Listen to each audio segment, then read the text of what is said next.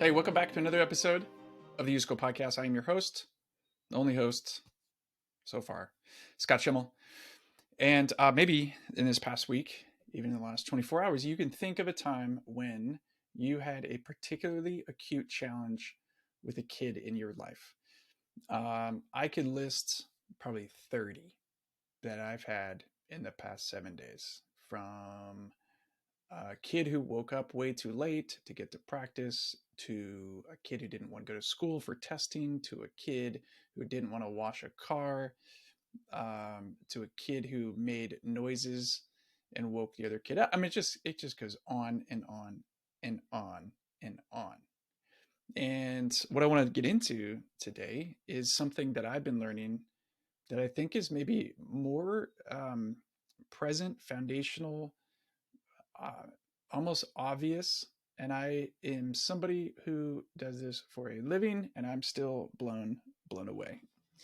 What I want to get into is the power of connection. And I think it's a critical piece of knowledge that every parent and every educator and every coach and everybody needs to have. This is like common sense knowledge about human beings that I don't think we give enough attention to at all. And it's the idea of how powerful connection is. Great book, Lost Connections. If you're seeing me on camera, Lost Connections, Johan Hari. He's written a few awesome, amazing books, deeply researched. And this one's particularly about depression, anxiety, and the cure and what works. But there's a particular chapter about disconnection. And it starts off with this research project. I'll link the research paper down below if you're interested, which I am. I read it. Super interesting. Here's the project. Back in the 1970s, I believe it was 137 adults were given, random sample of adults were given an assignment over the course of something like 60 days. So don't quote me on the facts here, but quote me on the end result, okay? And those adults were given a heart rate monitor and vials to spit into, whereupon they were going to test their cortisol level. That's the hormone, the stress hormone that can be detected through your saliva. And throughout the day, they were each prompted 9 separate times over the course of weeks to, at that moment, take their heart rate, record it, spit into the vial, record the time, and then track how lonely they felt on a certain scale. So, how lonely or connected they felt.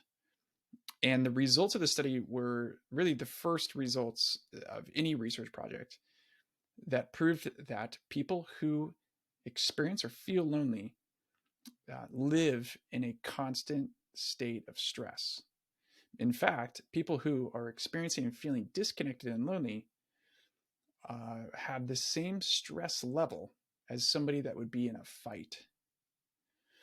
Now, if you just kind of pull that back a little bit and compound that for people who feel disconnected over time and they're living at such a heightened state of stress, arousal, and that means that many parts of their system, their biological system, in particular their brain, is not functioning the way it ought to. It's not operating at a good place. In fact, they're probably not able to think clearly, creatively, through their values. They're not able to connect dots. They're not able to think through the lens of empathy or kindness. You just expand that out, and it has debilitating effects on your overall well-being, your physical health, your sleep. I mean, it just has this cascading effect. And people now, especially the Surgeon General, we'll probably talk about this in coming episodes, are recognizing how much of a problem loneliness, isolation, disconnection are as a root cause. I think we used to look at maybe obesity or smoking as these like root causes of almost everything. And now the researchers are looking at, which started decades ago, looking at social connection and disconnection as just a root cause of everything. Now let's talk about kids. Kids who were trying to separate intentionally, developmentally, separate from their, we call it a tribe, if you like that word, their family of origin. They're trying to separate from that family over the course of adolescence over many years to find a new tribe to belong to. People that they can go off into the world with and will support them and care for them. And all of those teenagers are doing it at the exact same time.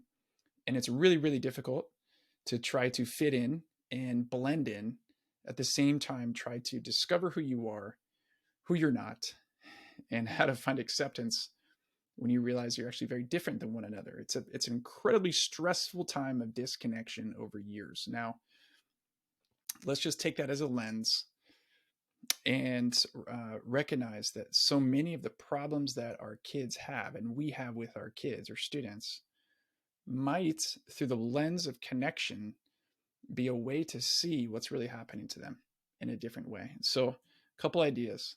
When you're in a crisis moment, a challenging moment, check the connection. You might even want to repeat after me. When you're in a challenging moment with a kid is having a crisis, or kid is having a tantrum, being shut down, won't respond, is being disrespectful, check the connection. In other words, help them return to home base before you move to discipline or giving them a lecture or punishing them or even moving away from them because they're difficult to be around. See if you can help them connect back to home base, which would be probably you. Help them reconnect. Be intentional about connection first. Basic stuff. This is kind of maybe a no-brainer in some ways to you. It is to me, but I think as I dive deeper into the neuroscience, the biology effects of loneliness and disconnection, I'm shocked at how it's so pervasive over everything. So, extremely simple context today. What does it look like for you to help them reconnect with you, and then to be thoughtful about helping them reconnect with some friends? How do you talk about that? Make that your first move. Connection, which will help them deregulate the stress, help them feel present and safe so that they can be authentic and honest and real, the best version of themselves and vulnerable. All that lovely stuff comes after connection. So check the connection. The power of connection is huge. And I'd love to hear what you're learning. Send me a note, make a comment, and we'll talk next week. Hey, thanks for joining in on the YouSchool podcast. We'd love to share with you the resources available on our website at theyouschool.com, not just articles, ebooks, worksheets, and other podcast episodes, but specifically, you should know about a free course we have available called the Real Me course. It's digital, it's interactive, and it'll guide you to get clear about who you are and the great story you could tell with your life.